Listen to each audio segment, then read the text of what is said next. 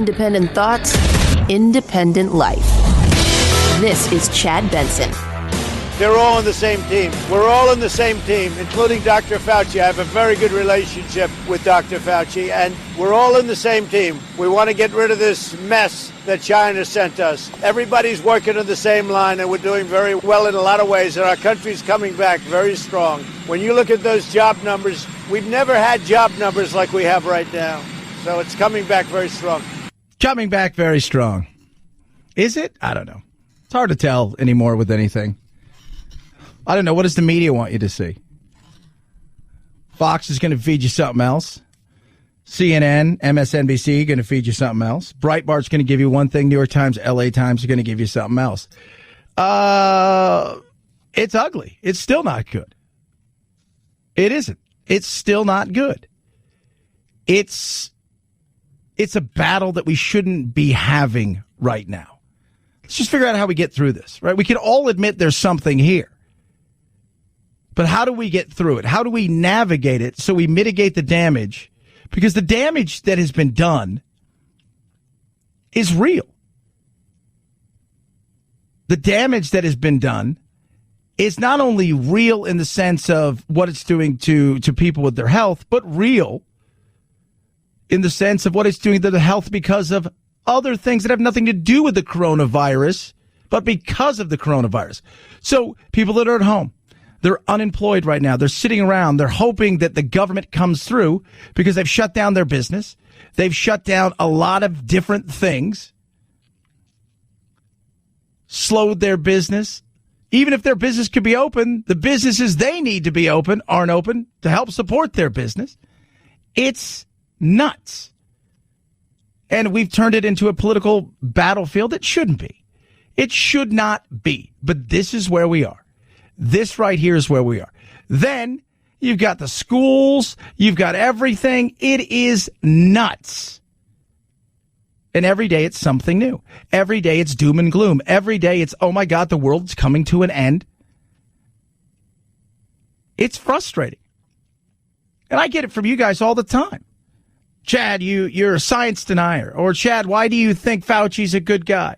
Or Chad, we can't even agree if this thing's real or not. We can't even agree on anything. All we do is fight amongst ourselves. That's it. I've said from the beginning, this thing's real, but I think at the end of the day, we're going to look back and we're going to have made a lot of mistakes, and we're going to have done some things that has really caused harm in our economy that is going to take years, potentially decades, to rebuild back up. We're also going to shape the way that we're doing business going forward. For some things, that'll be good. For other things, I'm telling you, there is some serious damage that's been done here. And we're going to have to figure out how we come to, to reckon with all of this stuff that's been done. You're a science denier. I'm not a science denier. I'm anything but a science denier. But as I always say, whose science are you looking at? Because you can have 10 different scientists in the room. They'll give you 10 different answers. Because the thing about science, and most scientists will tell you this, it's about disproving or proving theories. And if somebody's done something or thinks something, there's somebody on the other side that wants to truly prove it out for themselves or disprove whether or not it's real, or maybe they even have a whole new idea about it. For example, how many people do we know have had this? We're now having this enormous reservoir of viral infections. Hundreds of thousands of people, actually millions of Americans today are walking around infectious with COVID. We've got to cool it down, and we can do this. There are some things that all of us can do with the 3 W's. Wear a mask correctly. Mask up, America. Wash your hands or use sanitizer, and watch your distance. That right there is Thomas Frieden, CDC director right there, talking about some of the things that we can do. Little things. But there's millions of people walking around. CDC says that as many as 30 million people may have already had this. 30 million? Wow, that's crazy. That's a lot. Every day it's something new. Dr. Fauci. I look at Dr. Fauci, and I think Dr. Fauci's a good dude. But I also think he's gone out and thrown out some of the craziest things out there. What was it? First, and this goes back. Again, I think he's a good guy. I think he errs on the side of caution. I think he has been wrong in things. But because we've made it political, he is the foil that Trump really can't fire, that the left is rallied around, that we should believe everything he says, yet he has juxtaposed his own positions on numerous occasions, which is not really lending for a lot of people who are in the middle, who are not driven by ideology and the right and the left. It doesn't lend a lot of credibility. He's come out and he said, yeah, the mask thing, I told nobody had to wear masks at the beginning because we had to make sure that the healthcare providers had the mask. We came out early on and said, this isn't really going to be anything that's going to affect America. We don't have anything to worry about. Well, lo and behold, it's here. And the left holds him up as the end all to be all. And the right wants to destroy him. He's neither of those things. He's a human being. The thing about the cult of personality around Dr. Fauci now is he gets all the glory when things are going well and none of the responsibility when things aren't going well. I have a lot of friends who live in California. California is ostensibly shut down right now. Friends that work in the service industry and they can't go back to work. And our country's not doing well. We're not winning this battle like a lot of other countries are. And is all the blame just simply President Trump and everything good gets given to Dr. Fauci and everything bad gets given to President Trump? Yeah. For a lot of people, that's the way it is. I don't think Fauci's a bad guy. He said, look, I'm not the end all, the be all. I know that. I'm going to make mistakes. We're all going to get this wrong. A lot of people have got that wrong. In fact, we're going to talk about how bad the models have been and how people listen to certain models, no matter how many times the modeling company or institution gets it wrong.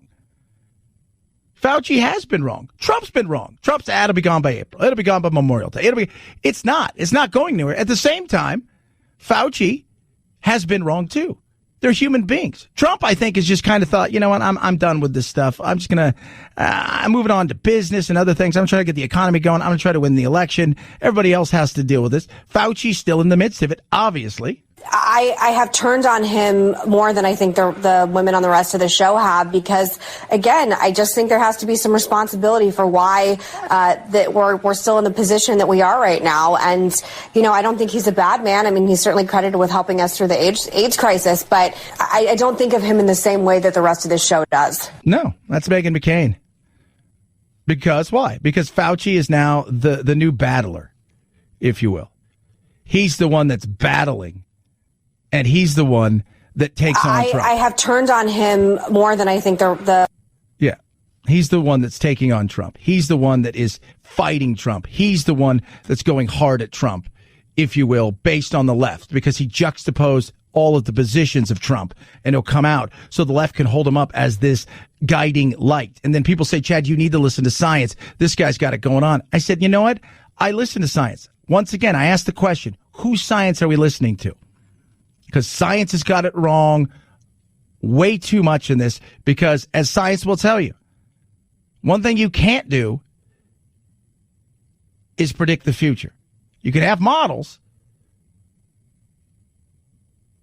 but there is no future science. There is no magical time machine. And when the models continually get it wrong, you'll wonder why people have a little bit of apprehension to believe anything. 323-538-2423 at Chad Benson Show is your Twitter. Tweet at me and text the program as well. I love hearing from every single one of you. Speaking of the coronavirus, we have another growing group of people who are becoming infected with COVID-19, and these are the ages between 25 and 65. I believe it was reported in Florida, and we've seen it, that the majority of cases were patients who were presumably healthy and young. And these are the patients who might suffer from complications of COVID-19, which include kidney damage, chronic fatigue, chronic muscle aches, chronic weakness, and also the possibility of complications that are really, really detrimental and dangerous, such as clotting in their lungs or their brains. Is that real? Yeah, of course. But once again, this is the fear factor, the doom scrolling, as people like. Nobody ever says, you never hear any of these doctors on television say, look, 99.95% of you are going to walk away, many of you never knowing you even had this, and the rest of you are going to have a very severe flu or just some minor aches and pains and a few symptoms that are associated with this, and you're going to be fine. It's always about the bad because it's about catching your attention. And part of that has to do with the analytics of the world and the way things are done, especially on the internet. We've talked about it 1,000 times. You post something good that a police officer does, right? Walking down the street, kids are outside playing basketball. Next thing you know, the cops dunking on them and doing awesome moves, and everybody's surprised. That gets a few. That's really cool. That's awesome. Cop does something wrong. It's viral because hate, anger are the algorithms that get shared the most. Same thing with fear. 323-538-2423 at Chad Benson Show's your Twitter. Happy Friday. Oh, my goodness. I am interested in this lunacy of the Redskins and the battle that is going to go on. So take this. With the craziness of all of the stuff that's going on with the Redskins, the name, all of these things, now there's more, and it has nothing to do with the name. We're going to touch on this, and I'm telling you guys right now, it is wow. Wow is the best way to describe it. Wow, what are they doing over there? What have you guys been doing? 323-538-2423 at Chad Benson Show, Twitter. All right, Raycons, the best earbuds around. And I'm talking about the best earbuds around. With Raycons, you get the E25s, everyday earbuds. So strong, so comfortable, so well built, the best sound quality.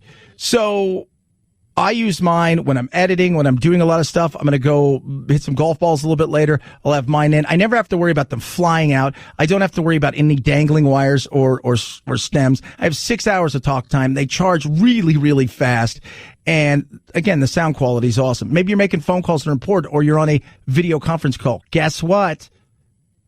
It's amazing. Why is it amazing? Because you've got a nice noise isolating fit. Normally you'd spend $250, $300 for something like these. Guess what? I got something for you. Well under $100, and I'm going to save you 15%. Check it out for yourself. Go to buyraycon.com/Chad. Buyraycon.com/Chad.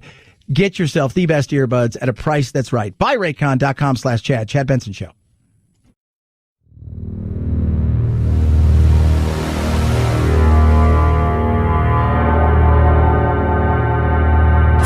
Take a fake news break. Check out the really important news of the day at our website, ChadBensonShow.com. Once there, click on Chad's free podcast and get real. The Chad Benson Show, where truth and the American way live. Print free. This is something that doesn't reflect well in the NFL.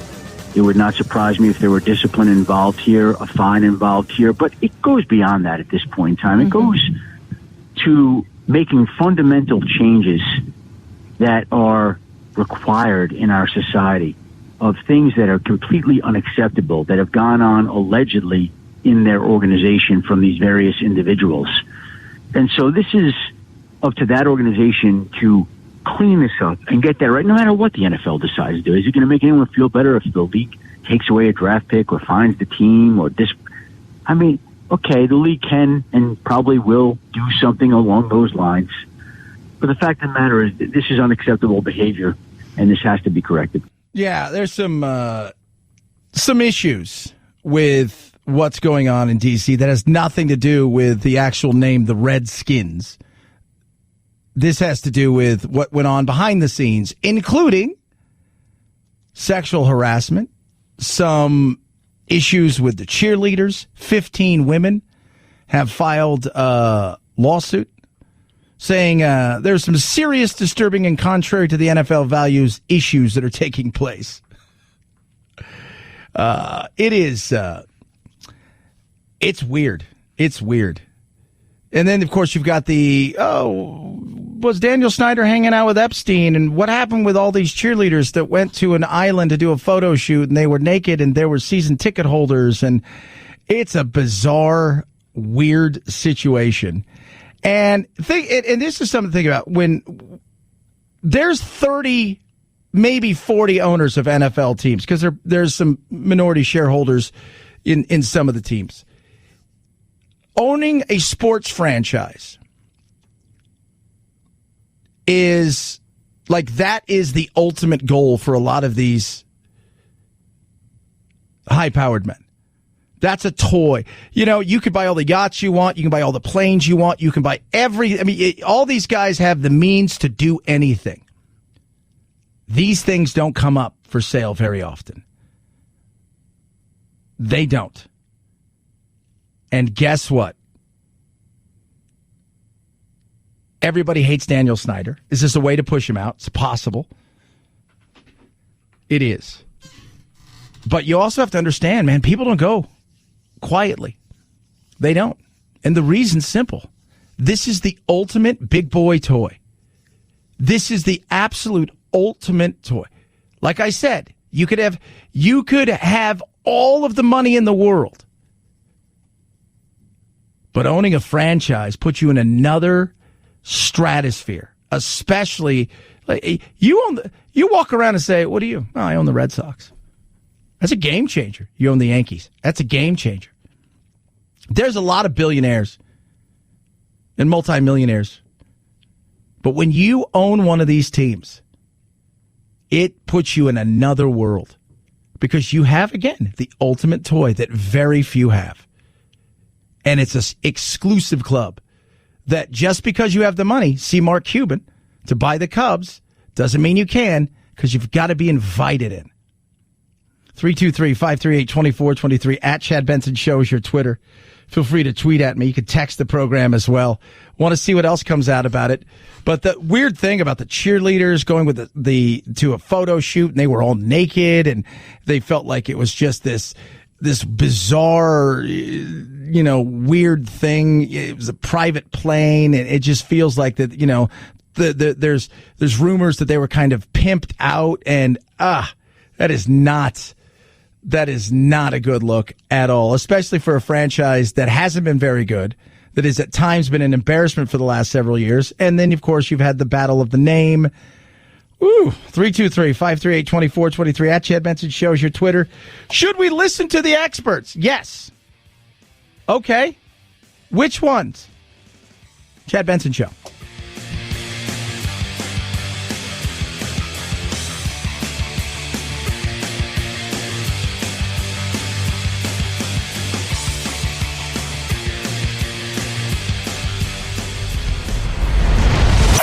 The Chad Benson Show.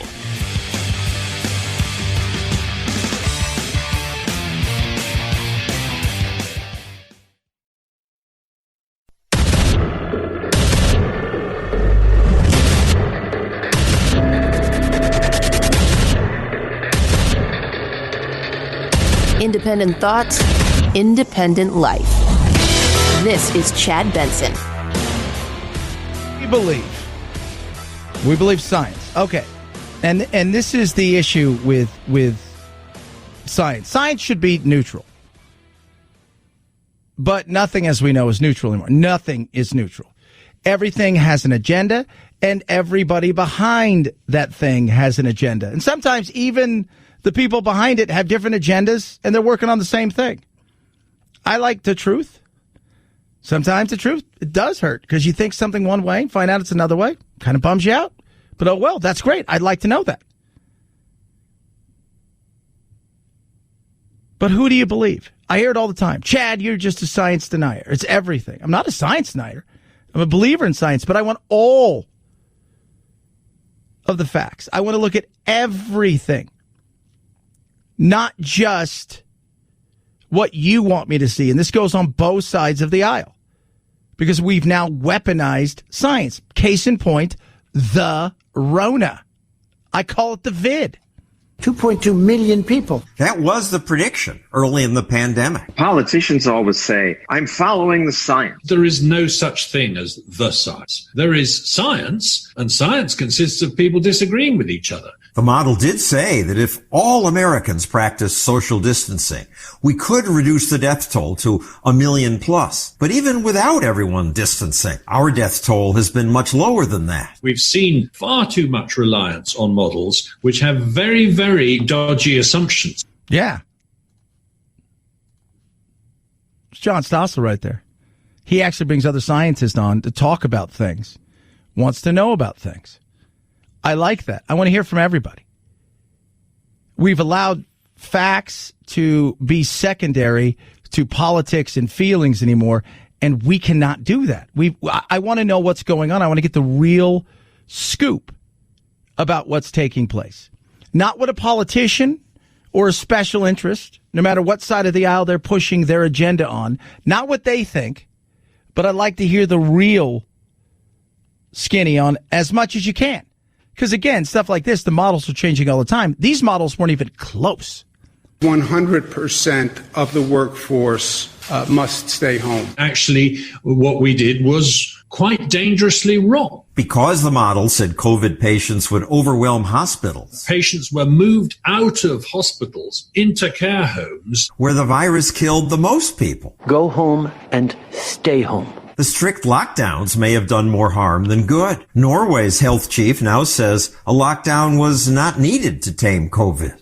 Uh-oh. But Norway compared to Sweden. Well, Sweden admitted they got things wrong. They didn't realize how bad it would affect the elderly. And they readily admitted that in some of the immigrant population, they had a real tough time in conveying the message that, guess what? This thing spreads in such a way. You guys are living generational. Remember, most Swedes do what?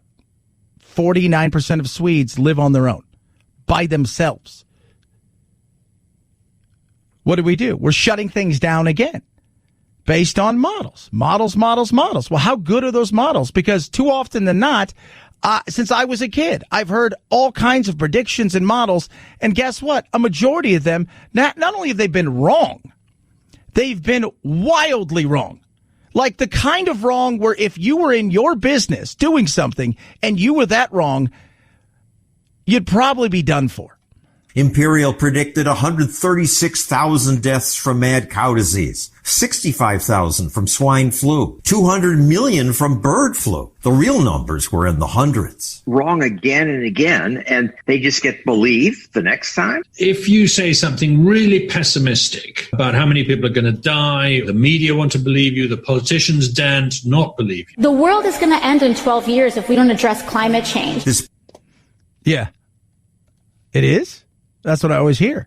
It's going to end if you don't do this, that, and the other. Climate change is real, but is it as real as they say it is? Because I feel like the fear factor you're putting in there makes me want to believe the people behind you are grabbing for other things, and this has become more of a social issue than a science issue, because you have gotten it wrong. When I was a kid growing up, we were supposed to have an ice age. Now, here I am all those many years later, and we now have climate change that was once global warming that, by the way, some of these models and predictors, not only have they been wrong, they haven't even used the right data at times. I've been to the Maldives. They're going to talk about the Maldives. I remember this when I was in Europe talking about it's pretty much done. Ever been to a Maldive island? 32 years ago, so-called experts said rising seas would completely cover the Maldives in the next 30 years. But it's been longer than that. The islands are thriving. They're even building new islands. The Maldives are building several new airports. That does not suggest a country that is about to disappear beneath the waves. Well, that's because the thing with this, and there was that's it. And I got this wrong because this data. No, it's because sometimes it is faulty data. Let's be real. Not all of it's on purpose, but a lot of times, and I always say this, no matter what side of the aisle, and I'm blaming both sides who always want to fit their own narrative in this stuff. But no matter what side of the aisle it is, you always have to go and look when you see a report and find out who's funding the report. Because that'll tell you far more than what's actually in said report. Predicting disaster is a very good way of attracting attention to your science and getting rewarded for it. 2020, we're out of oil. We are at or near peak oil. 75% of our energy are simply running out. The experts all said we're about to run out of oil. In fact, the opposite happened. We were forecasting 10 years ago that gas prices would go up rapidly, less rapidly, or slowly. We did not have a forecast in which they went down, and yet that's actually what happened. Well, no, because it's always about all kinds of things. That is very much based on the person who's writing the check and who they've hired Because if you hire a scientist, chances are there's something behind that. It's like, have you ever seen anybody who has an independent medical examiner come in and them look at the family and say, no, what they said was true? No, they always conflict against what the other medical examiner. Well, they're writing me a check, so because they're writing me a check, because they're paying me, they're expecting something from me. Same thing goes with science. It turns out experts are wrong all the time. The head of the British Royal Society said heavier-than-air flying machines are impossible. In 1955, Variety said rock and roll music will be gone by June. Columnist Paul Krugman said the Internet's impact on the economy will be no greater than the fax machines. Expertise gets politicized. This happens in every field of expertise because we're human beings and we want our expert sources to reach the same conclusions that we want to reach. There you go. That's the reality of it. We want the sources. One of the things they talk about when it comes to the credibility of witnesses, in particular people that are all caught up in the same thing. Maybe there was a robbery, a murder, something of that nature, and there's 3 or 4 people. The first one in gets the best deal. When they start singing, a lot of times what they worry about is, are you putting extra in there because you're trying to impress the handlers so you get a better deal and you want to make them happy? And it's the same thing with science. It is. That's why when you look at Fauci and Trump, like everybody wants to bring Trump. He doesn't listen to science. He doesn't do this. He doesn't do that. He's an awful, horrible human being. And a lot of that has to do with the fact that if Obama was saying the same thing, that this isn't going to be as big, that we need to be strong, and if he was saying the same thing, people are like, you guys don't need to worry about this. And the right would be screaming, oh my God, this thing could be the worst, because it's become so politicalized and politicized that we have now gotten to a point where everybody's weaponized science. And that's why when I say, whose science am I supposed to listen to?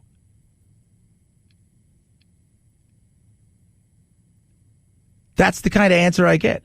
Well, my science, because I want to be right. No, I just want it to be right. I don't care if I'm right or wrong. Whatever science actually is the right thing. And when we're looking at stuff like the models and we're going off things, because nobody wants to be the president that sends 100 million people to the hospital and the doom of the world. Nobody wants to be that person. So it's easier to err on the side of caution. But when you look up and you say to yourself, this, while it's bad, isn't what everybody thought it was going to be or what we were told. And then you look at the track records of the people that are telling you things, it does make you question certain things. 323-538-2423 at Chad Benson Show is your Twitter.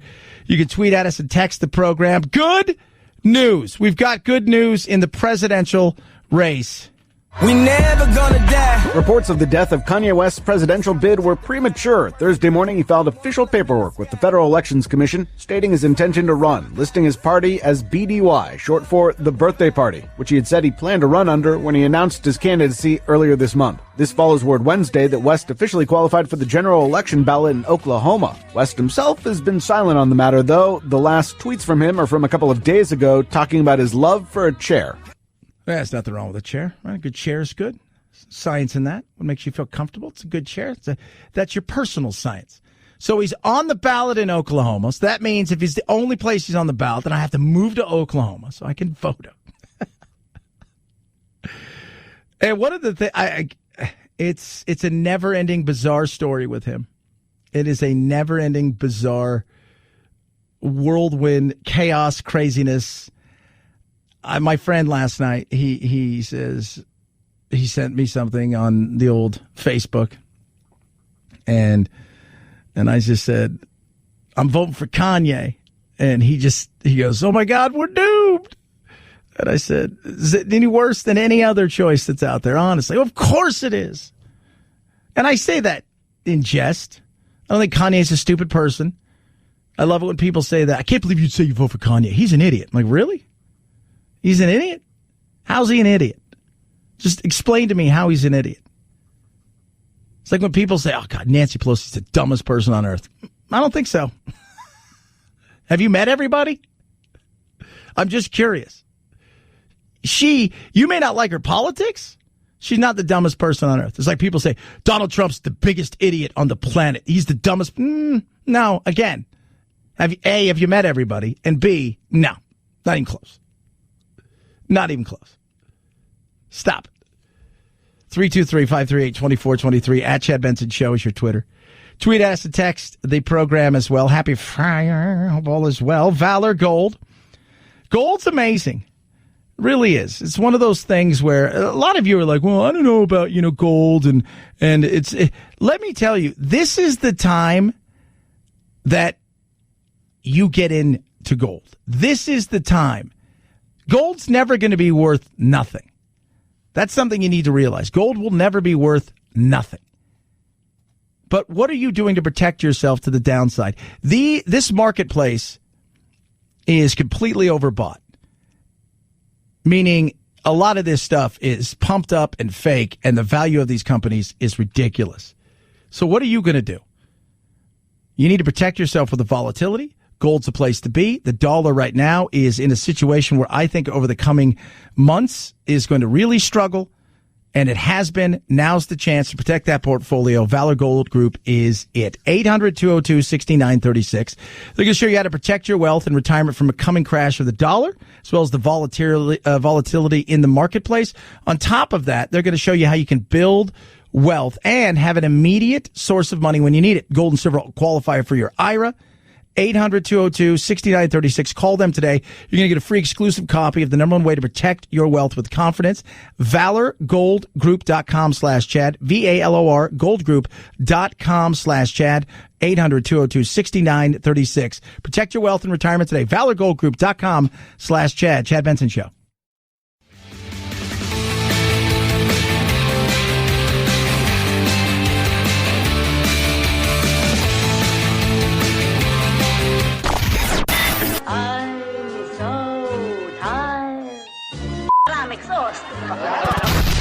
If you're part of the politically exhausted majority, don't fear. Your time to be validated and rejuvenated is here.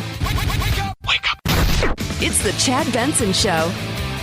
Move fast, stay low. If you watched the Chris Hemsworth movie Extraction on Netflix, you're one of almost 100 million subscribers. The streaming company out with a list of its most watched original movies in their first 4 weeks of release. Extraction on top with 99 million views. Netflix counts of you as any subscriber who's watched at least 2 minutes of a film. Please don't take my children! The Sandra Bullock dystopian thriller Bird Box is second with 89 million views. The Mark Wahlberg action comedy Spencer Confidential is third with 85 million. Yeah, I watched Bird Box. That was cool. Extraction was awesome. That movie was great. And last week, I watched Old Guard, Charlize Theron movie that was really good about her. And it's, I think, 4 or 5 other guys. And they are literally old.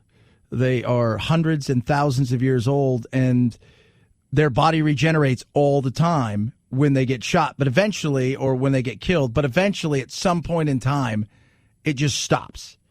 And they never know when that is. And they protect the world, and it's really an interesting movie, and there's going to be a follow-up for sure, but it was those 2 movies were awesome. Awesome. 323-538-2423 at Chad Benson Show is your Twitter. It's an interesting thing that's going on in Portland, and first of all, if you guys, so you remember the CHOP, right? Like that was a joke. It was crazy. We allowed, these kids to run wild, these petulant children. That's the best way to describe them, to set up their whatever the hell they were setting. I couldn't even tell you. It was some sort of utopia that ended up having murders and sexual assaults within a few weeks, and they ran the cops off. And Portland said that's not going to happen here, and it hasn't. But what's happened in Portland for the last several weeks since George Floyd and the killing of him has been protest, and it's getting worse and worse and worse and worse. And now you've got accusations of Trump and the Department of Homeland Security who are saying Trump is politicizing this. And on top of that, he's got secret people out there who are going out and going super Gestapo and just snatching protesters off the street. People in Oregon, very left-leaning, they're saying, hey, this is a super crazy political stunt with the secret police. I don't know how real it is. There is a video out of this like van, and these guys get out and they're all in black. The van's completely unmarked, and they snatch this dude who's super Antifa off the street. And you're like, that's creepy. But then I don't know what it is because it's hard for me to believe anymore. This is the skepticism in me. Does it look like that could be something that's real? Absolutely. Is Homeland Security there? Yeah. Fox News talked about it with Chad Wolf, the acting head of Homeland Security. They acknowledged that the state and local officials wanted federal authorities to pack up and go home, but they're not. Not going to happen. It's interesting. It's creepy. But, hey, this wouldn't be any kind of conversation if you can get your crap together. Chad Benson Show. This is the Chad Benson Show.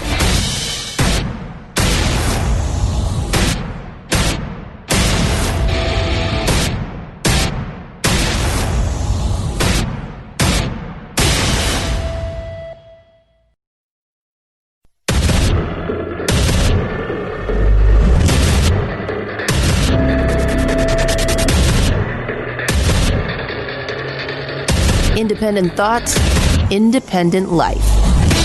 This is Chad Benson.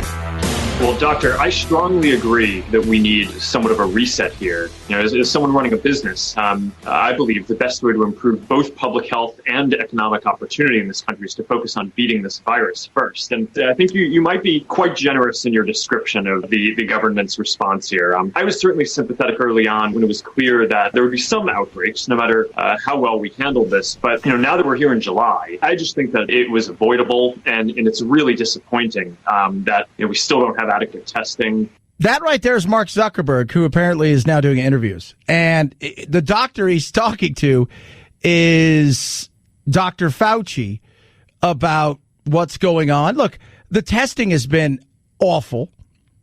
It's been unreliable. It's been a joke. Let's be 100% honest. It has been an absolute joke. At all levels, the federal level, the state level, it's been a disaster. We need more testing. I agree there. There are a lot of things in the 2020 world, being hindsight, that we should have done better. But we can start doing those things better today. Yesterday, and here's a perfect example of lunacy. Yesterday, here in Arizona, early in the morning, we get these saliva tests, they're much less invasive and they only take 2 days to get back the results. These things are amazing. They're supposed to be better than the other stick the giant, Q-tip to your brain. And then you find out later on, they're not as good. I'm like, well, what? This is the stuff that drives people nuts. And why Zuckerberg's doing this is everybody's got a podcast. Might as well get one, right? That the credibility of our top scientists like yourself and the CDC are being undermined. And then until recently, that parts of the administration were calling into question whether people should even follow basic best practices like wearing masks. But look, the U.S. is a resilient country with a lot of ingenuity, as you say. And we can't forget that the U.S. is helping to lead the way on vaccine research. And also get that our understanding of facts changes as time goes on. And we all have the opportunity to reassess, to change course going forward. And I know I try to do that personally. And I hope that we as a country can do that now too. I think one of the reasons he's out talking more and more is because I think that people have lumped him, Zuckerberg, in with Trump. Like, a lot of people have blamed Zuckerberg for Trump's success as far as his last and first election. And so I think he tries to get in front of certain things, especially this, because he doesn't want to be seen as that. Here's what he wants to be. Mark Zuckerberg is a business person, first and foremost. You listen to people talk about him, even in school. He was that guy looking for the idea He's there at Harvard, and what's he trying to do? He's trying to find the idea more than he is trying to learn anything, and what a great place to do it. It's very interesting, though, when you listen to him now, because he's out there doing what? He wants to be neutral, because neutral wins the day. He doesn't care who's in power, as long as he's in power and doing his thing. He's got some good things to say there, but it's kind of interesting, him interviewing Fauci. Speaking of Fauci, Trump, you guys good? They're all on the same team. We're all in the same team, including Dr. Fauci. I have a very good relationship with Dr. Fauci, and we're all in the same team. We want to get rid of this mess that China sent us. Everybody's working on the same line, and we're doing very well in a lot of ways, and our country's coming back very strong. When you look at those job numbers, we've never had job numbers like we have right now. So it's coming back very strong. Coming back very strong. China. It's always China. I like how, what was it, Cuomo yesterday? This came from Europe, not from China. No, it came from Europe via China. China started. This is where it started. Everybody agrees with that. The virus left there and spread out globally. It's like they make it, everybody's trying to be so politically correct. You don't have to be politically correct. This is where it came from. It's like one of those things where if you got the Ebola virus in Africa and then you flew to Paris, and then from Paris you flew to New York, and then it spreads there, you're like, well, this is the European Ebola virus. It's not. Shut up. Stop being PC. My God, this is what it is. And there's something to the madness. Look, China has screwed us over. Screwed the world over. They have. They've grown. Trump has done some stuff good with him. Other stuff he's not done so good with him. People say, what about his daughter? And all those patents, and what about all those companies? What about the fact that we allowed them into the World Trade Organization? They have then since robbed and stolen everything they possibly can, played by nobody's rules, and nobody's held them accountable. Obama didn't hold them accountable. Bush never held them accountable. Clinton's like, come on in. Will Trump eventually hold him accountable? I think the world needs to hold him accountable. Somebody asked me the other day, because apparently they have given a vaccine to their military. And we touched on it about what would happen if they had the real vaccine and they did not give it to the world. I'd say, let me tell you something. If they had the real vaccine and did not give it to the world,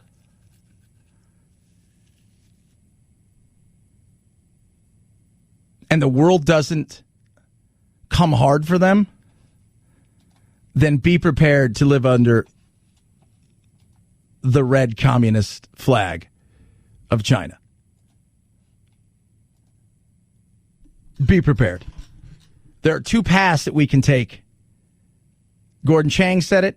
You ask numerous people. There are two paths. China's goal is to expand and to grow globally. They want dominance. That is them. We like our cheap goods, so we all turn a blind eye at stuff. We love the cheap goods. We love this. We love that. We want to have a global economy, and we now have a global economy, but we've never held them to the standards that we should, and we better figure it out, because they've expanded throughout Africa. They're continuing to expand elsewhere. And while we don't want to be the police of the world, we better find out in the coming months and years, deep inside of us, who we are and what the world wants. Where there's a world of freedom that isn't perfect and has its issues, or a world that follows more in that path, that we know there is no freedom, what they do to people. See the Uyghurs and the 3 million in the concentration camps, see what's going on with the cobalt that's being mined in Africa, see a lot of different things, and understand that they're about winning at all cost.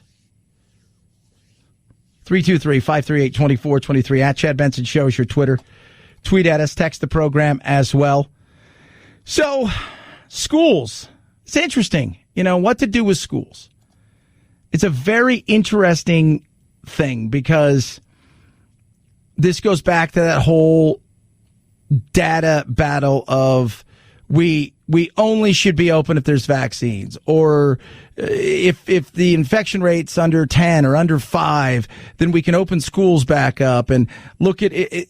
And that's a hard thing because it's affecting everything. My son is having serious mental breakdowns and issues because he just there's nothing for him. He's not playing football. Said the other day, Dad, I love football so much. I feel like a missing part of my life. And I'm like, well, there's no football, dude. I can't do anything.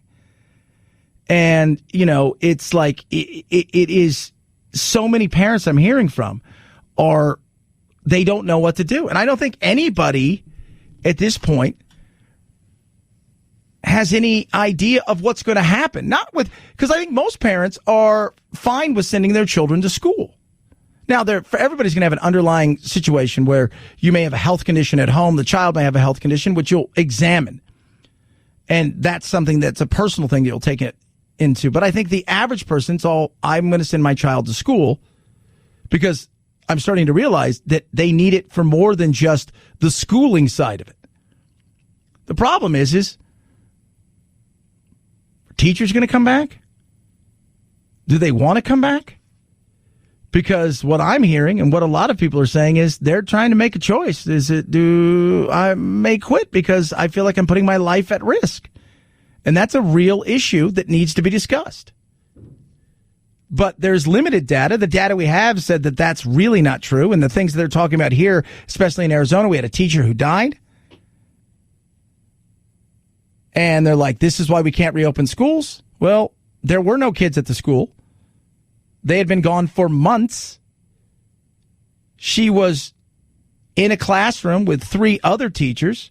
They all wore masks. They all separated socially and physically from one another.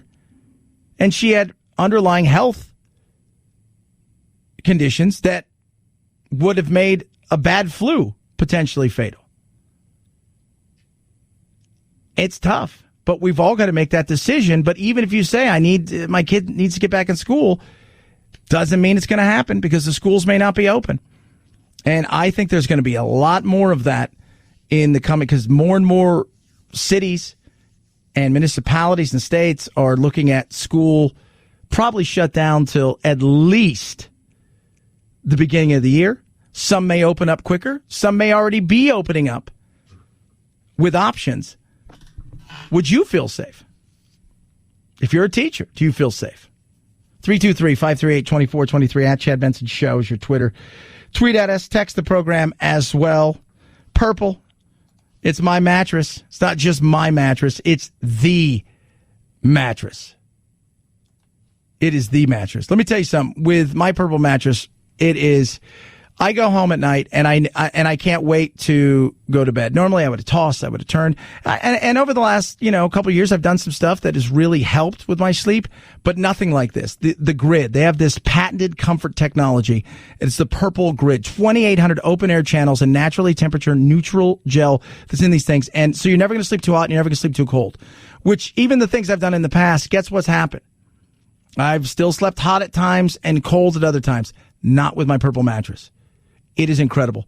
Firm where you need it, soft where you want it. It's never going to lose shape or sink. Night after night, nap after nap, you're going to love it. Ultra durable. And this is awesome. 100 night, free trial, free shipping and returns.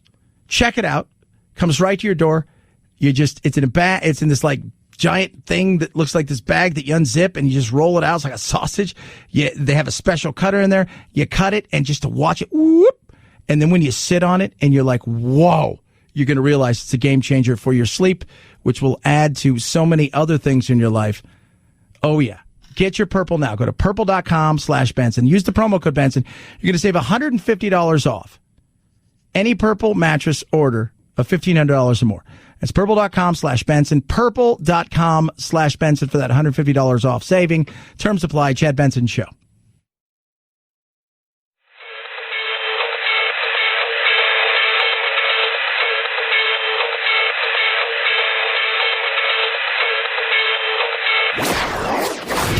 Don't let the Washington Beltway strangle you.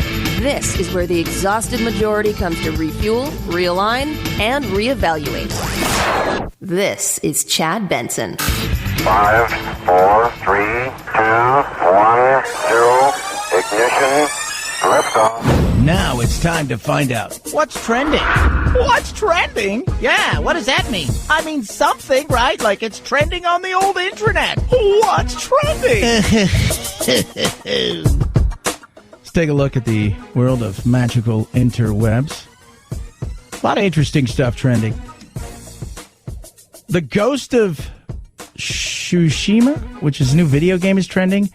And it's a samurai game, and I will say this. It is the badass, amazing game that would make me want to go out and buy a game. It looks so amazing. And people are putting pictures up. It looks like it looks real. It's as real as anything I've ever seen.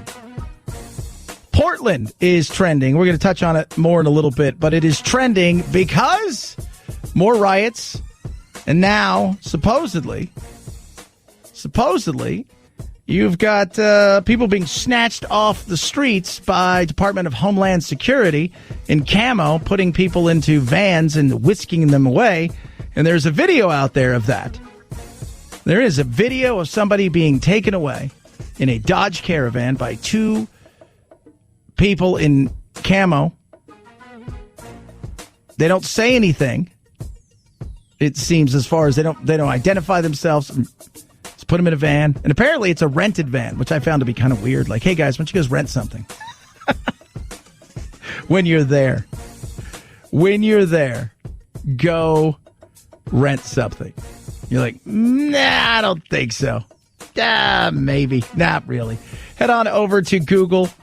You've got that. Mary Trump. We're going to touch on that in a little bit. But she sold, 930,000 books, 980,000 books the first week. Every time I watch her, though, it's like her credibility is less. And I'm not saying that everything in the book's a lie. But I don't know how much you believe. And after the SAT thing, where, I can't prove it. Well, I mean, then what can you prove? Because this is a salacious book, but nobody cares because you already believe it. If you like Trump, it's all a lie. If you don't like Trump, everything in there's true. I don't know. It's crazy. It is. Tiger Woods, golfing again, playing in the Memorial. Interesting, the Memorial yesterday. I watched a bit of it. If you've not seen it, last week they were at the same golf course. They played 2 weeks in a row. Same golf course. They just kind of redid it for the Memorial, which is a big tournament. It's Jack Nicklaus tournament. Here's the thing, though, in the world of golf right now. Bryson DeChambeau is the thing that everybody's talking about. It's a guy that during the COVID, he put on about 20, 25, 30 pounds of muscle, and he looks huge. Yesterday, on the first hole, he hit a drive so far that the guy who hit the drive before him was like 300 yards, 320 yards. He hit it 123 yards further than that guy. And he went over like houses and trees. It's crazy to watch. Chad Benson Show.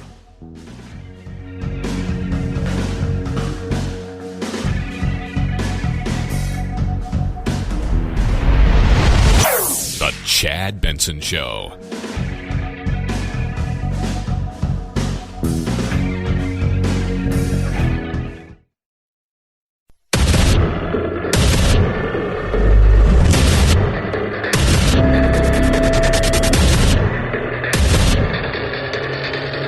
Independent thoughts, independent life. This is Chad Benson. If the president, if your uncle was an exception to that in your family, or if you ever heard him express either use anti-Semitic slurs or the N-word or other racist slurs or other sentiments like that, or do you mean this was an ambient thing in your family, but you can't say that you ever heard it from him, or did you hear it from him too? Oh, yeah, of course I did. And I don't think that should surprise anybody given how virulently racist he is today. Why now? Why a book? Why weren't you out there screaming and yelling for years before this? Why'd you go to the White House in April when he first got elected and then was sworn in a few months later? I'm curious. Why now? Is it because there's a paycheck involved? Do you have all this information? We'd like to see it.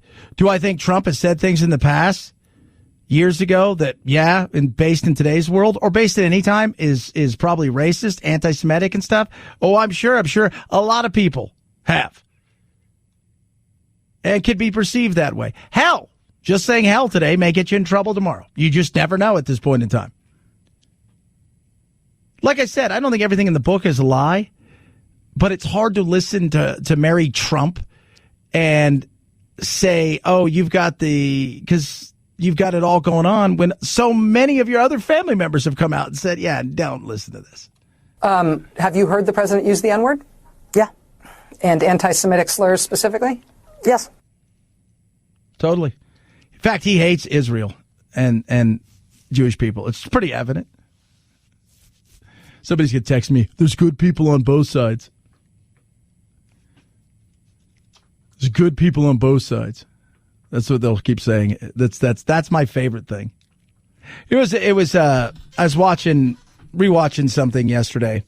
You know who Daryl Davis is? He is the African American guy. He's a musician, and he's the guy that has gone in and never even planned to convert, but has since got 200 or 300 Klan members to leave the Klan.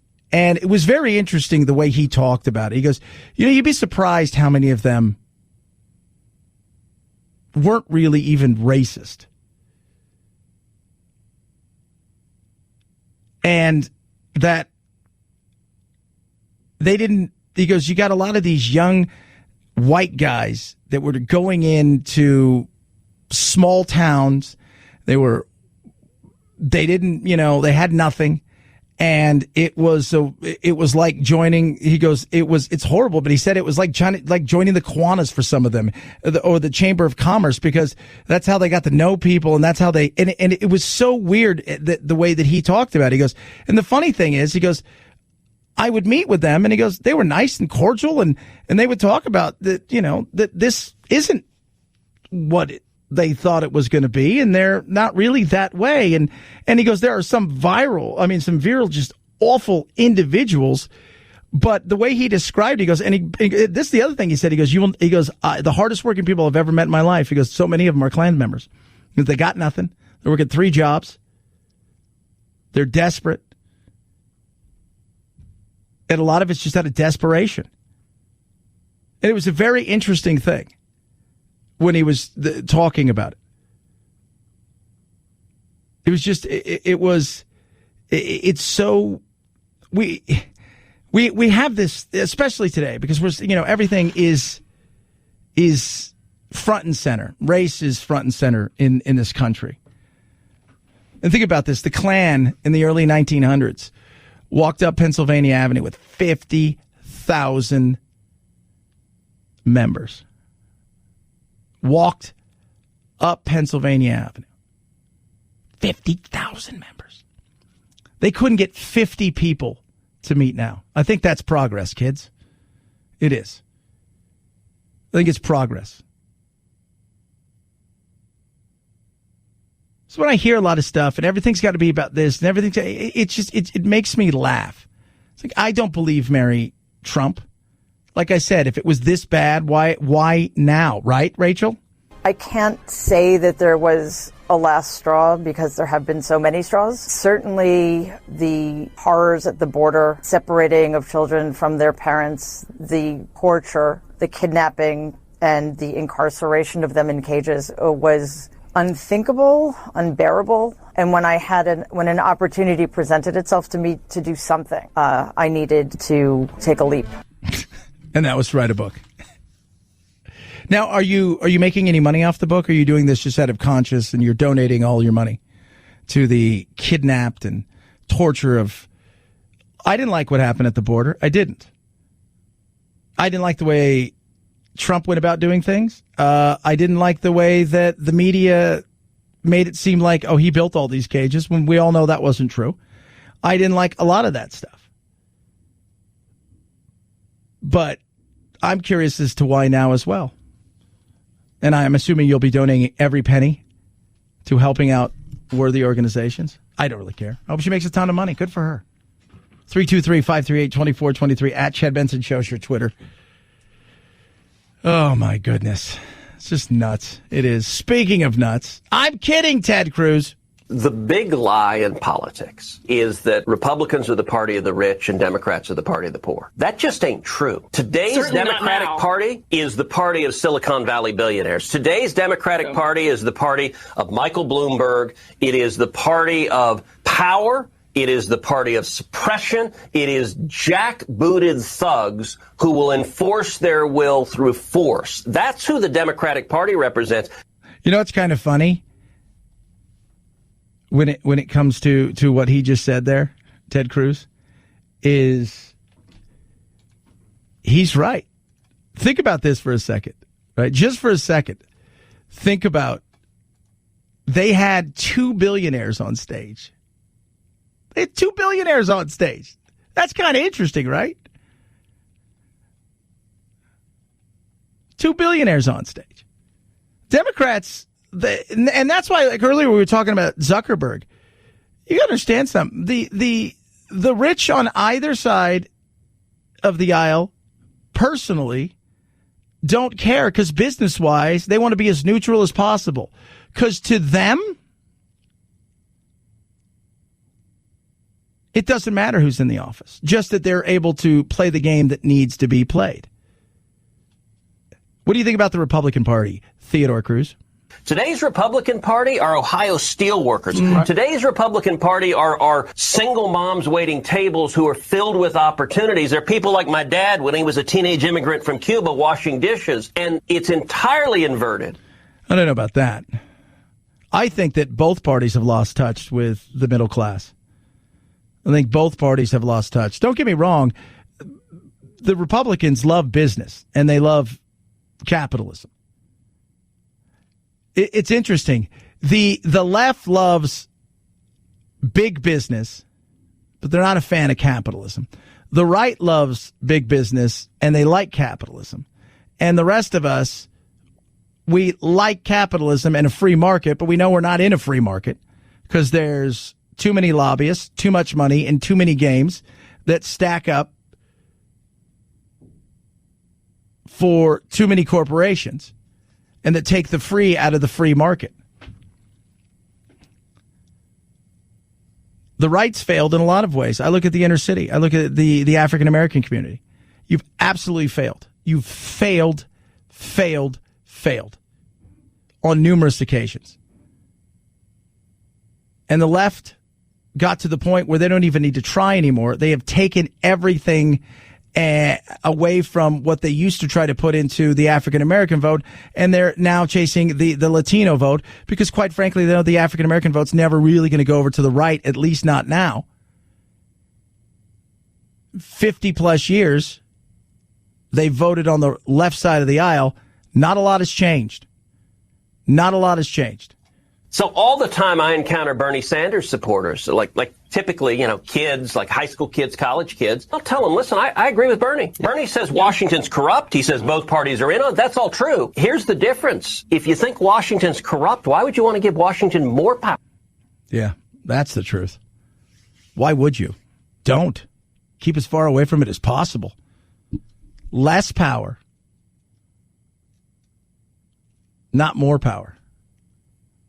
Less looking to the government, more looking inward, which is wrong and evil, I know. We'll talk about that in a minute. But it's crazy. It really is.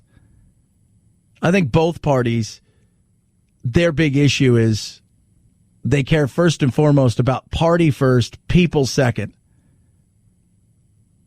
And they have lost touch. They've lost touch with middle America. They've lost touch with the middle class. And people are a vehicle to get the things they want. And we've got to remind them that they work for us. We don't work for you. We're not your serfs. You work for us. Period. Case closed. But we don't do that enough. 323-538-2423 at Chad Benson Show is your Twitter. Tweet at us.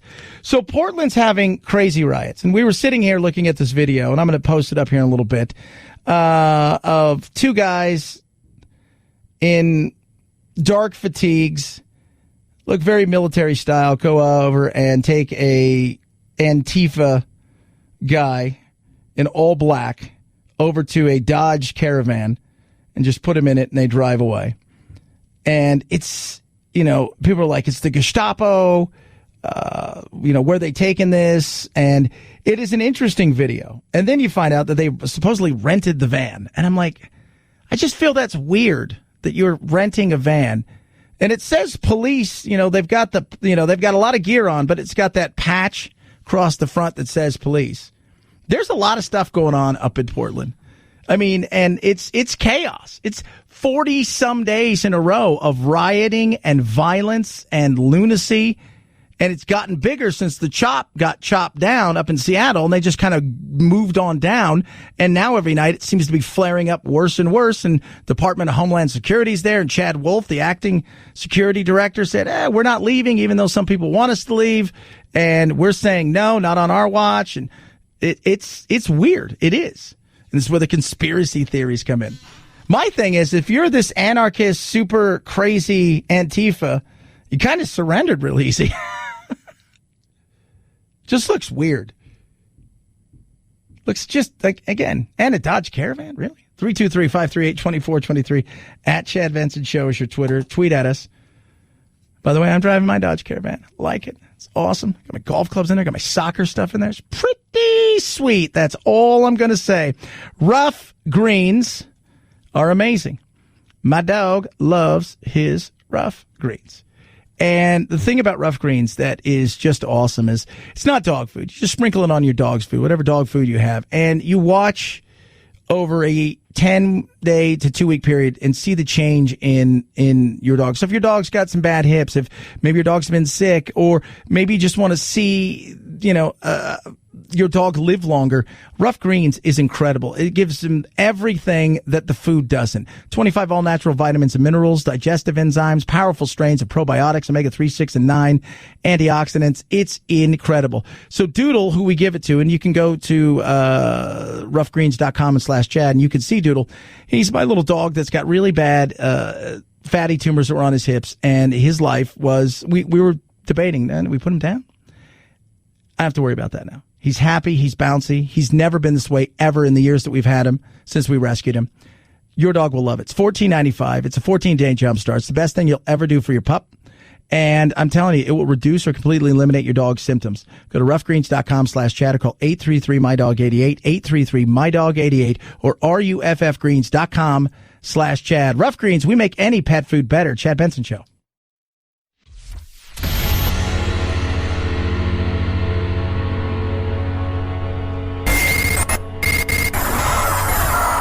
No fake outrage here, just the real thing. The Chad Benson Show.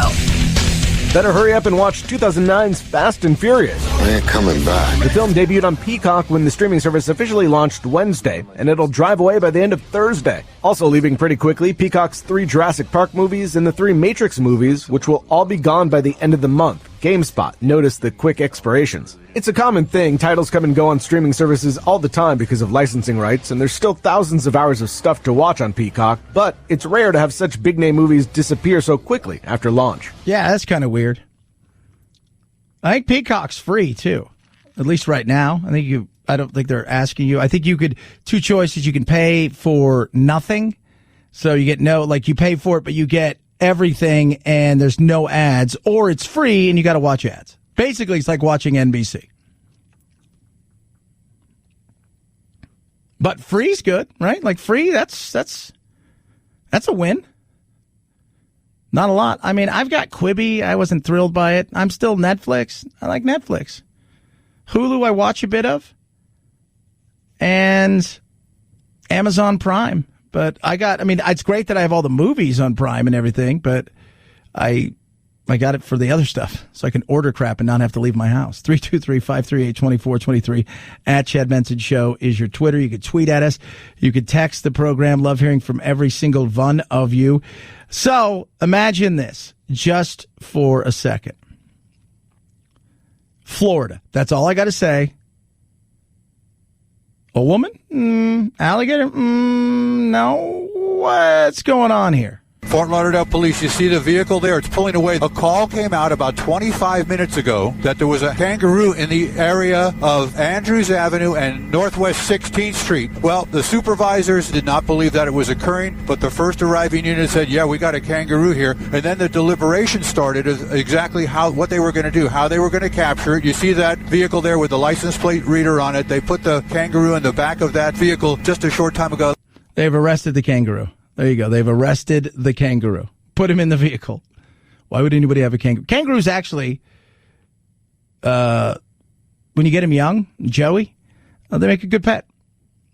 If you like a weird exotic pet, and a lot of states allow kangaroos because they're marsupials, you can get them, and they make a good pet, and you can get small ones, and they make a good, it's like I wouldn't recommend one if you've got some property. And probably not good to have other animals, but like if you're just like doing something, like why would I you got a dog? That's normal. Cat's normal. Like, why wouldn't a kangaroo be normal? It's a big animal, bounces around. It's kind of neat. Way cooler. You take a kangaroo on a walk compared to a dog. You see who gets more looks. In the back seat there you can see his tail right there. There is a kangaroo that was captured by the Fort Lauderdale Police Department. Unknown why the kangaroo is there, how it got there in the first place. They've called a couple of areas. There's an animal rescue place that we believe is going to come out here because there is no zoo anywhere in this area. You can see officers kind of finding it a little bit humorous there. No one was injured or anything like that, but they do have a kangaroo in custody in Fort Lauderdale. Yeah, there you go, Fort Lauderdale. Gotta love that. A lot of stuffs. They're not great house pets, but you got a little bit of land. Really neat. They bounce around. They're kind of fun. Easy to feed. Like dog beds. And if you get them when they're little, they'll bond you. It's no different than having a dog. Just happens to walk upright, and it can punch you. That's kind of neat. But if you raise it right, it won't. 323-538-2423. At Chad Benson Show is your Twitter. Feel free to tweet at me. You can text the program as well. You're so weird, Chad. Why? Because I think it's neat. Come on, it's kind of cool, right? Kangaroo. 323-538-2423 at Chad Benson Show. That's your Twitter, kids. Chad Benson Show.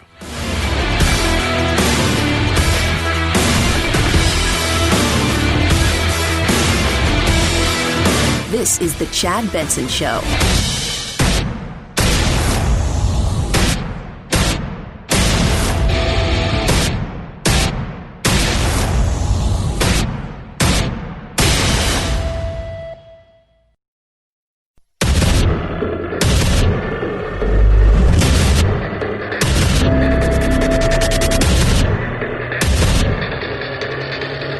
Independent thoughts, independent life. This is Chad Benson. They're all on the same team. We're all in the same team, including Dr. Fauci. I have a very good relationship with Dr. Fauci, and we're all in the same team. We want to get rid of this mess that China sent us. Everybody's working on the same line, and we're doing very well in a lot of ways, and our country's coming back very strong. When you look at those job numbers, we've never had job numbers like we have right now. So it's coming back very strong. Coming back very strong. Fauci and I best friends. Don't know if you guys know this. We actually have matching bracelets. It's pretty sweet. People are like, do you really? Yeah, it's matching. It's pretty awesome. On top of that, I want to tell you guys this. We got hearts. He's got one half of the heart. I have the other half. So when we're together, that's how close we are. I mean, he's a liar and the worst person I've ever met and totally trying to destroy my life. But we're best friends. And by the way, I don't think Fauci is a liar.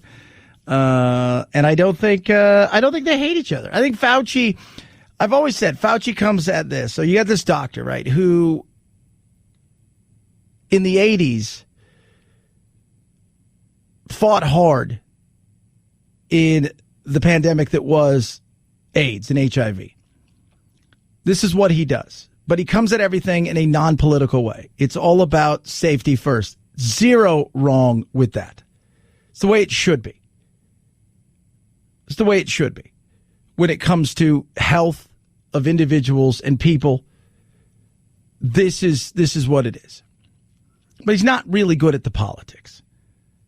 And much like Trump, at times he'll speak his mind. He's not afraid to come out here and just totally contradict the president. But he's not Yahweh, and he's made mistakes. And Meghan McCain on The View, she's right about this. And here's the thing, like, you'll see stuff trending like Fauci hero and all these kind of things because Fauci is another person that the left hopes can destroy President Trump. And this thing is political. This virus has become woke. But he's not the end-all to be-all. Trump, look, you've heard me say it. I'm going to say it right now. He's handled this thing poorly. And I think right now, he's not even talking about it. He didn't care. He's moving on. He wants to jumpstart the economy. He wants to move away from this. Those are the things he wants to handle. Yesterday, he looked happy. He looked bouncy. He looked all of those things. Looks like a totally different person. Why? Because he was talking about regulation. He was talking about business. He was talking about things that he can get a grasp on and understand. That he has an actual opportunity to do something that will move something along or help something in the deregulations of certain things. This is something that all politicians frustrate with the coronavirus. You can't legislate it away. You can't lobby it away. You can't make a bill to destroy it. There's none of those things that you can do. And Fauci contradicts, but Fauci's been wrong on more than a few occasions. The thing about the cult of personality around Dr. Fauci now is he gets all the glory when things are going well and none of the responsibility when things aren't going well. I have a lot of friends who live in California. California is ostensibly shut down right now. Friends that work in the service industry and they can't go back to work. And our country's not doing well. We're not winning this battle like a lot of other countries are. And is all the blame just simply President Trump and everything good gets given to Dr. Fauci and everything bad gets given to President Trump? Yeah. Look, as a leader, here's the thing that I've seen even with Trump, right? Even with take away coronavirus. If you're going to get all the bad and get blamed for everything, then when things go good, in fairness, you should get the credit for that. Even though the reality is you shouldn't get credit for either. You're a part of it. But you're going to get 100% of both. That's the gig, right? If you're a coach on a football team or any team and you're a coach, it's wins or losses. And at the end of the day, you could go, well, the general manager didn't give him what he needed. He had no players whatsoever.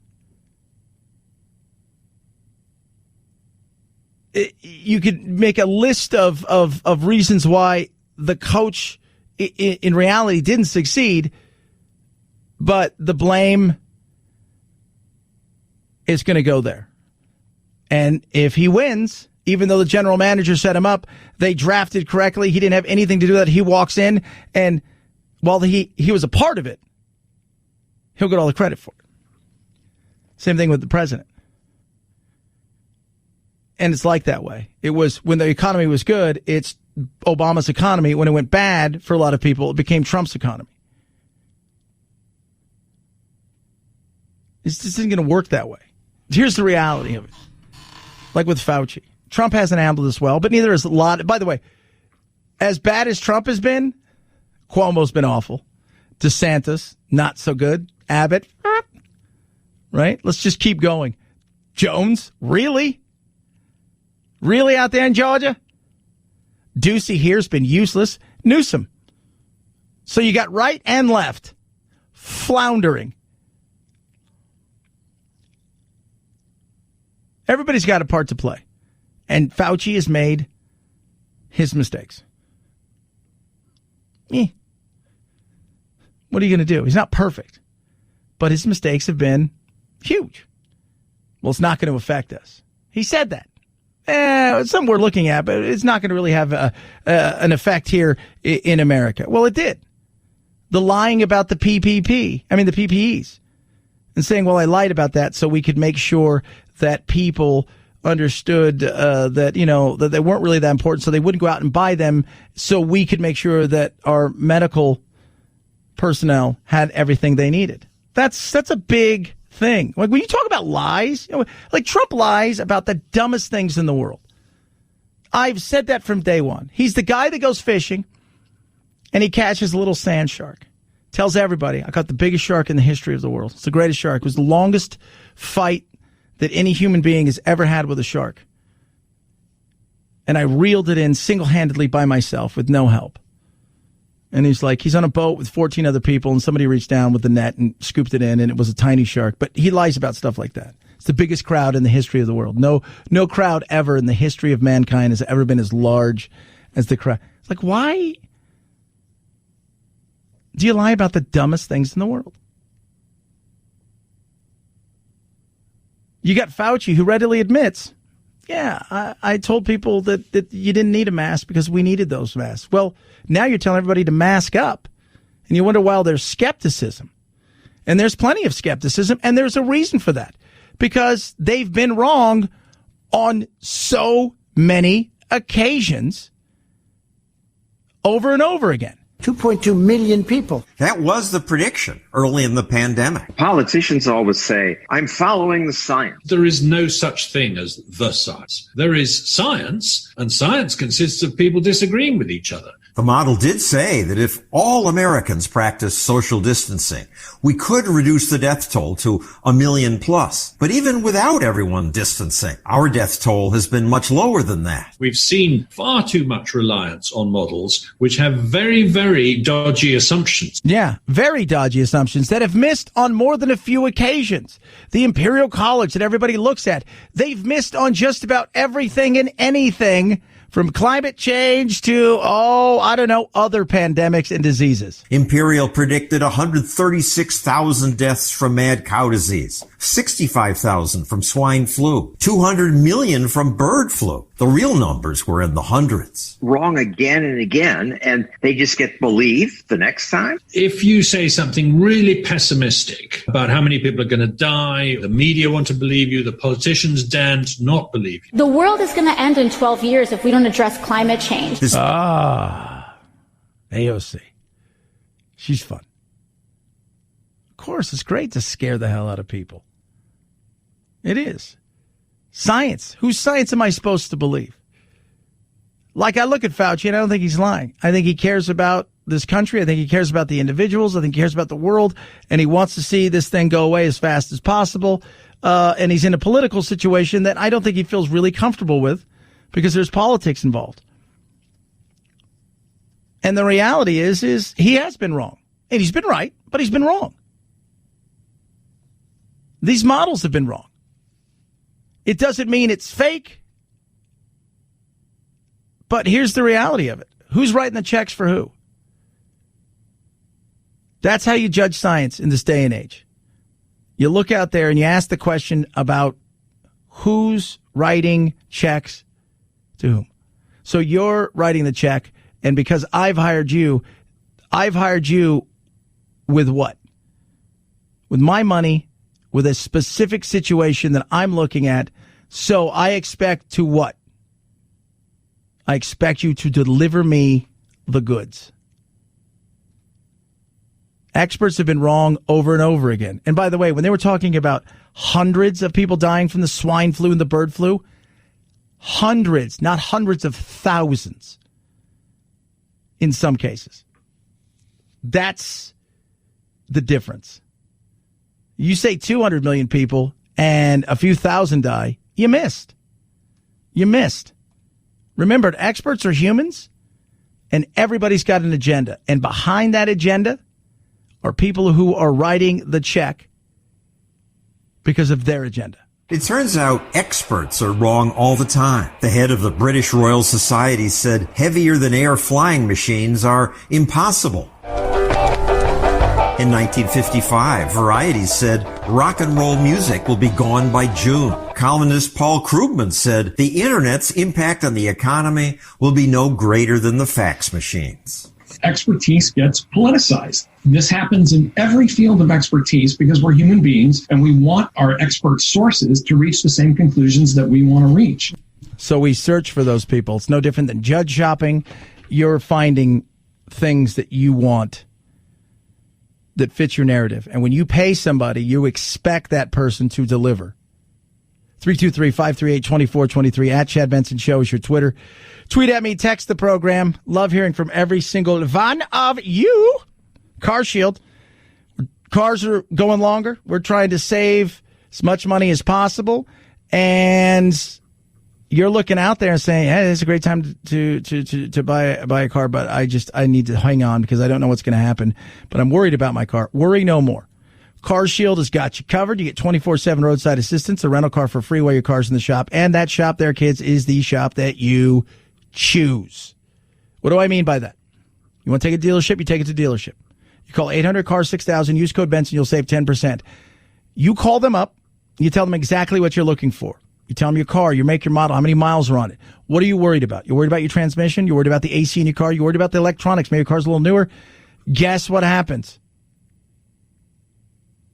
Yeah, they'll get you sorted out with a plan that is right for you, that fits your budgets, starting as low as $99 a month. Find out what they can do for you. 800-CAR-6000, code Benson.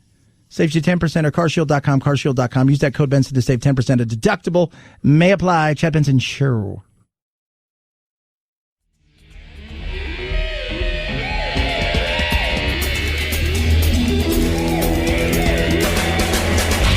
You go, boy. This isn't about right or left. This is just about right and wrong.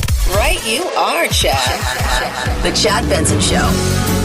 Breaking news. 15 former female employees of the Washington Redskins have accused members of the team's front office of sexual and verbal harassment. This in a new report from the Washington Post. The accusations span from 2006 through 2019 and include longtime radio voice Larry Michael, also Director of Pro Personnel Alex Santos, and his assistant Richard Mann. The latter two were recently fired and Larry Michael abruptly retired. Owner Daniel Snyder and team president Bruce Allen, they have not been accused of harassment, but some of the women said it was unlikely that Snyder and Allen did not know about the behavior. Yeah, this is separate, right? So this has nothing to do with the name. And on top of that, there apparently was some issues with the coach, Jay Gruden, and a relationship he had with female personnel. And this is going to be looked into. You've got that was out a few years ago, but apparently it's come even now under the spotlight, and there's more scrutiny of a trip, I think it was to Costa Rica with the cheerleaders, in which they felt like they were pimped out to season ticket holders and some of the corporate sponsors. And it's not a good look. And if you're Daniel Snyder, and at this time, with already somewhat being disliked, what's the saying out there, producer Phil? The most hated man in Washington isn't the president, it's Daniel Snyder? That is correct, sir. Yeah. If you don't know him, he's. I think the NFL owners look. We got that one wrong. We got that. That's one we got wrong.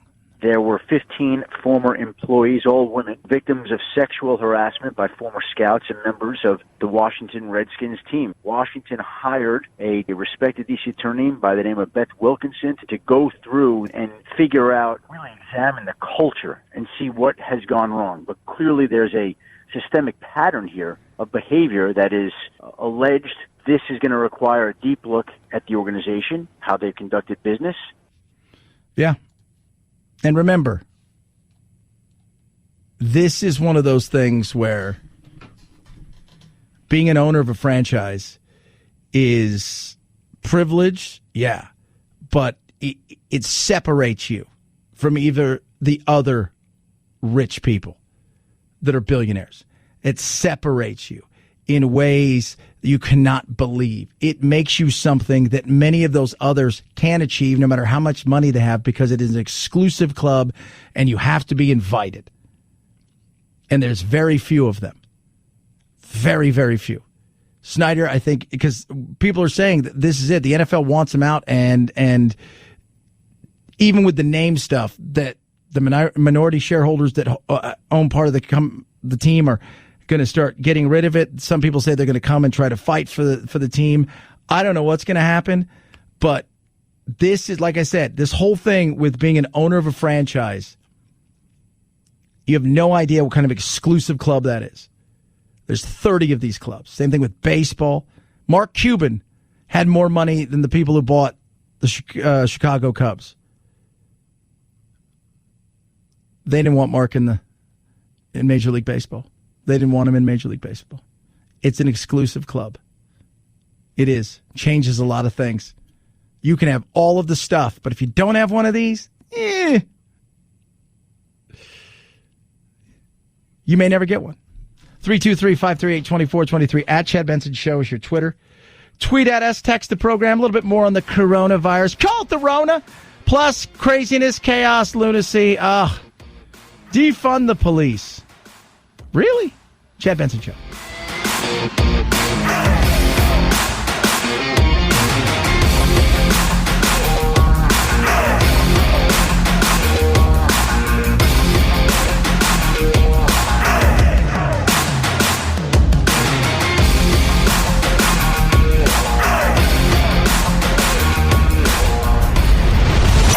The Chad Benson Show.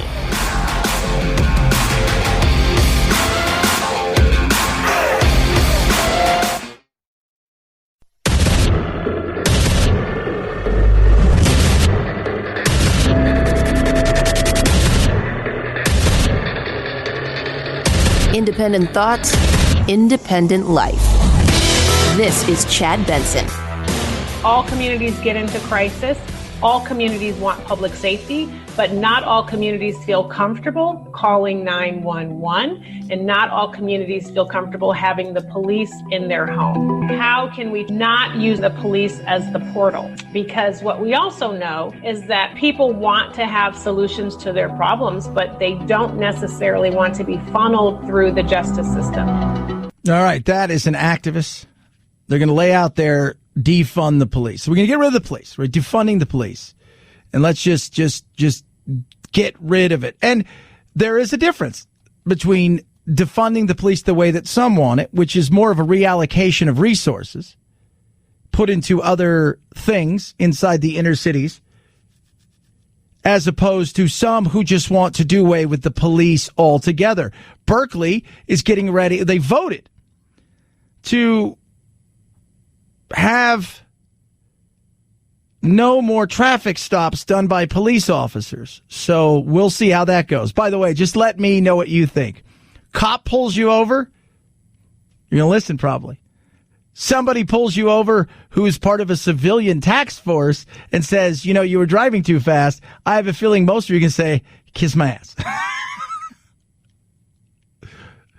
We're going to de-escalate this. No, sorry. Police in cities across the country spend about 30 to 40% of their time responding to totally non-criminal calls. But across the 10 cities, it was only about 0.5% to 1.8% of their time that police were dealing with what some think police are there to deal with: violent crimes, including assault, rape, murder, and shooting. And so asking law enforcement, who are probably overworked, over-traumatized, and unsympathetic at this point to certain kinds of calls, are using the same kind of adrenaline and the same kind of tactics to deal with an armed robbery as they are dealing with someone who's mentally ill. Which shouldn't be their gig, right? Let's be real. That shouldn't be their gig. But that's what we're asking police officers to solve all of the crimes that society has allowed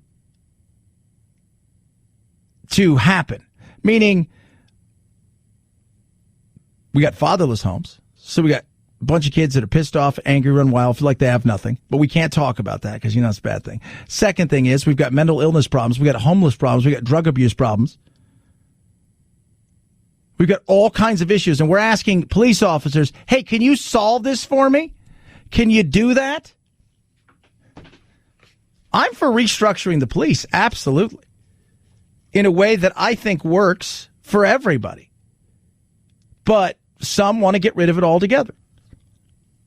Some want their own kind of thing like what they have when it comes to the tribal land. There are certain things that if they happen on tribal land, that gets answered at the federal level. But there's a lot of other things that happen, and you know what? The tribal police deal with it. How would you do that? And is this about in a city, or is this about color? That's the other thing I have a question for. Is this about city, or is this a color? So if you're a person of color, is it going to be dealt with in a much different way? Where is that money going to go if it's not going to law enforcement? And so when we're looking at how a community could use public safety dollars for true safety of the public, we need to be looking at things like basic needs, mental health services, better substance abuse treatment, low barrier shelters. When we talk to these folks that really just don't want to see any of that money get cut from that police budget, then what is the alternative? How else are we going to be able to meet those needs? I sit here and I laugh because everybody says, money's not going to fix the problem. Yet every year, what happens? More programs. Schools, we always need more money. Have the results been any better in the last umpteen years? Everybody needs more money. Nobody wants to have their program cut. Nobody does. Go look at the progressive cities that have serious issues right now. Seattle has serious issues before the CHOP happened. Had serious issues. Crime was through the roof. Chicago is a mess. In certain parts, it is an absolute war zone. In other parts, it's beautiful and amazing. It's because of a lot of things that we can't talk about. You got to just let that go. How can you solve problems without going through that system? Because once you're in it, you never get out of it. And folks don't always want that to be the solution. And a lot of that's true. Once you get in it, especially if you're on the criminal side, you get stuck in situations that's awful. And then it becomes a revolving door. Those are the questions that we need to have. We're always trying to find ways to fix things that are broken right now, saying, well, that's not going to get fixed at this moment. How do we fix something in the future by investing in now? And it's not just about money. It's not. First of all, you don't want school choice. So what do? These kids are essentially captured to crappy run schools controlled by the unions in a lot of places. And I'm not talking about the teachers. Because you got a lot of these teachers who bust their ass in these places. They spend a ton of money on their own. But at the end of the day, nothing seems to be working. We've got a fatherless problem in the inner cities, in particular with the African American population. Needs to be addressed and talked about. Has nothing to do with whether or not a mom can just be the great parent. No. And we need to talk about that, but you can't. This is the insanity that's going on out there. I want you guys to listen to this. This is aspects of assumption of whiteness and white culture in America. This is at the National Museum of African American History and Culture. This is insane. Rugged individualism is part of white culture. The individual is a primary unit. Self-reliance. That's a whiteness thing. Individuals assume to be in control of their environment. You get what you deserve. Independence and autonomy, highly valued and rewarded. Well, yeah, individualism is a good thing. There's nothing wrong with that. Being self-reliant is a great thing. Here's some more things that are inherently evil and racist. Family structure, the nuclear family. Father, mother, 2-3 children, ideal social lose. Husband, breadwinner. Wife, homemaker. Children should have own rooms and be independent. Well, what do you want children to be? Not independent? I mean, this stuff is nuts. How about this?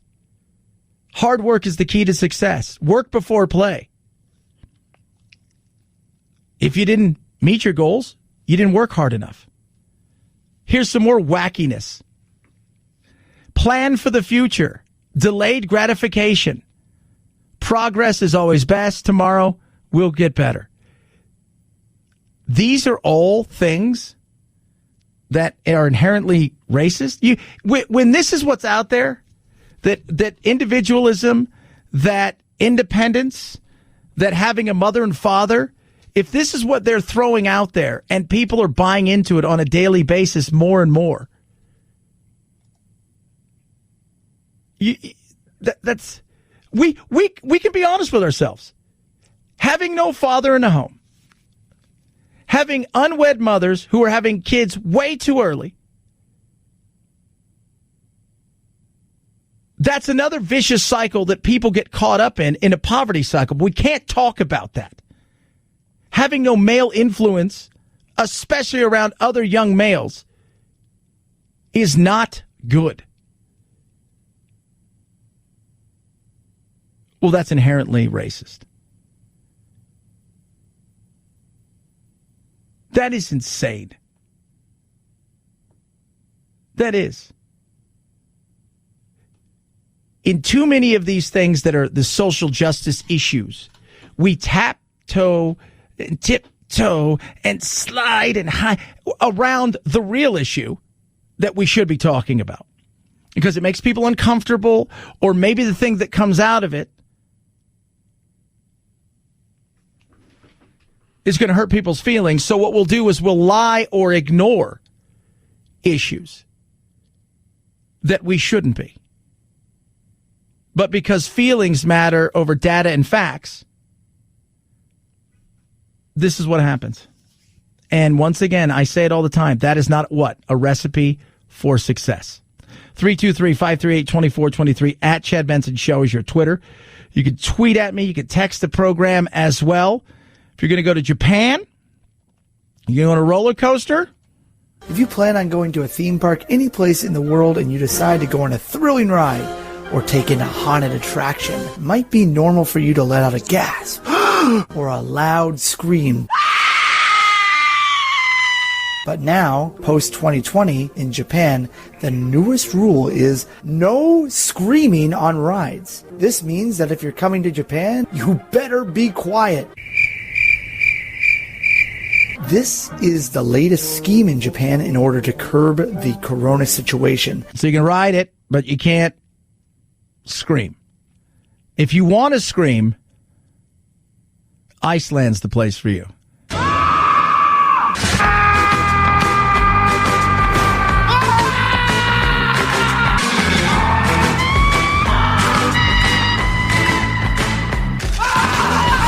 You can go to lookslikeyounneediceland.com and record a scream, because that's what Iceland's doing to help you to avoid the coronavirus craziness and screaming and yelling.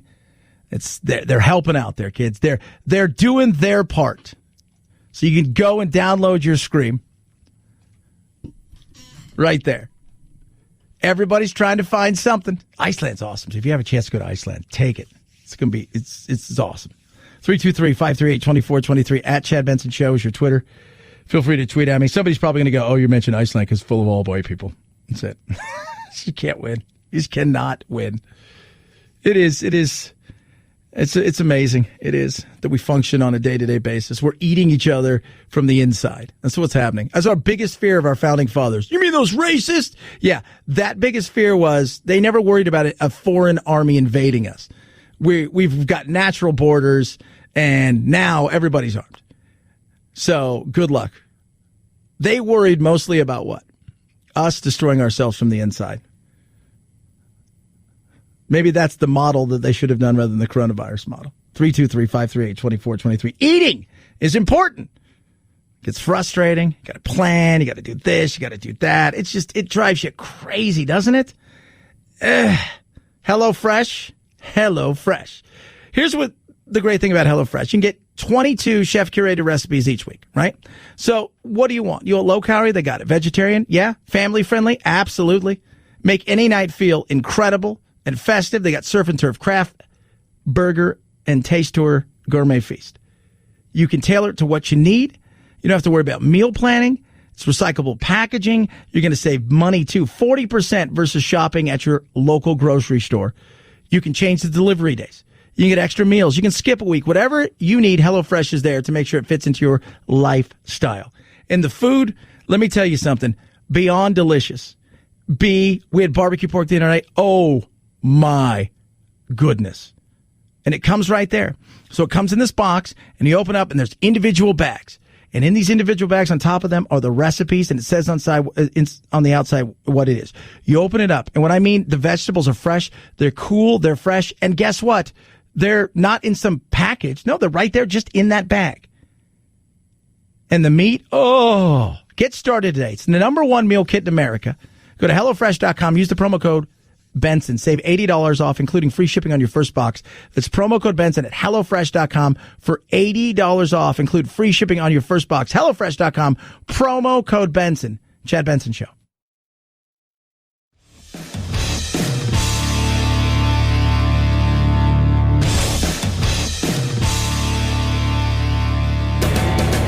Experiencing separation anxiety?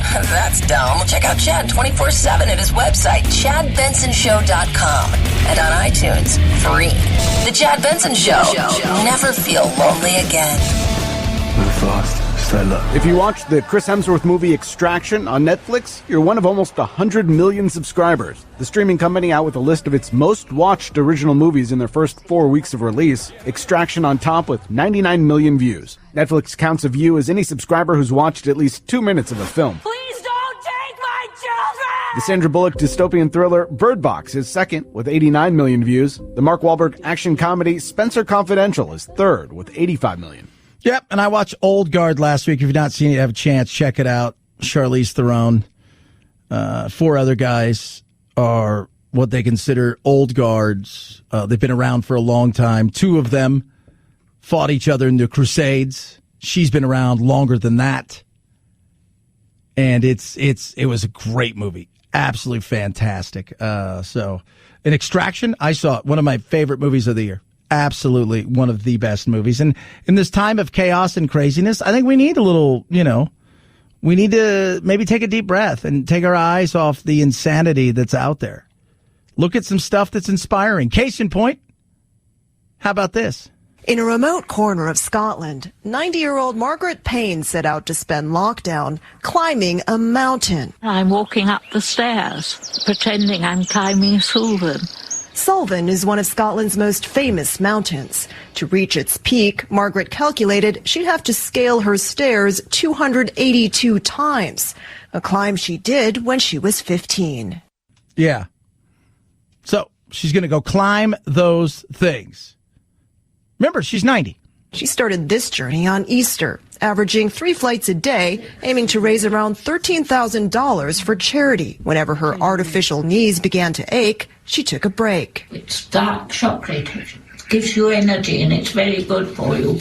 By the time Margaret summited a few weeks ago, online donations from around the world soared past $500,000. People are good. She just wanted to raise a few bucks. She's going to walk up some stairs, pretend like she's walking up a mountain, which she's done a lot of times before. A mountaineer. Different than a hiker. Just want to let you guys know that. We can all scale our own mountains, she says, and make a difference at any age, one step at a time. I never knew that a flight of stairs could make so much money. Good for people. We need some of that inspiration. Chaos and craziness. This weekend, be good to each other, people, right? By the way, masking up, just a sign of respect.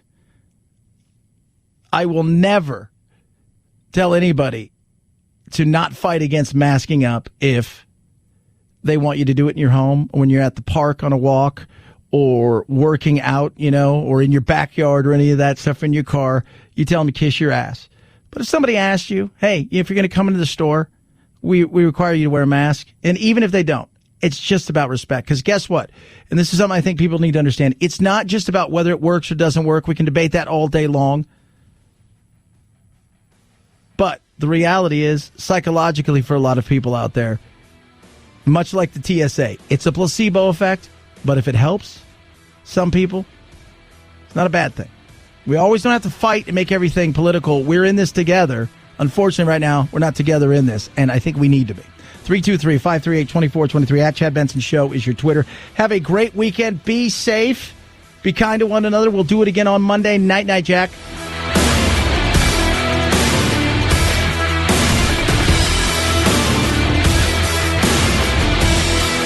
This is the Chad Benson Show.